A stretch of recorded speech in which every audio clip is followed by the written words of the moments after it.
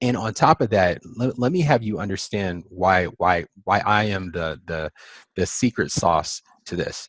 Now, I'm the secret sauce, and the reason you want to take my route is because after all these 20 years in self-teaching, I have a method of learning in which I'm going to give to you.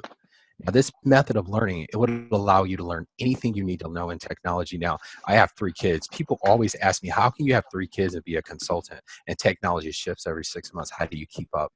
I have a way of learning, and this way of learning allows me to keep pace with technology and not concern myself with the other aspects and areas of my life that I don't have to neglect them because I have a way of learning. So this method of learning I put into a module and I'm giving to the students so that when they look at technology, they're not going to look at it as someone who is being newly introduced. They're going to look at it purposefully. One of the reasons people are afraid of technology, Norm Vincent Peale says, there in his book, Enthusiasm Makes a Difference. People aren't enthusiastic because they don't understand it and they don't know it. But once you know it, you become enthusiastic.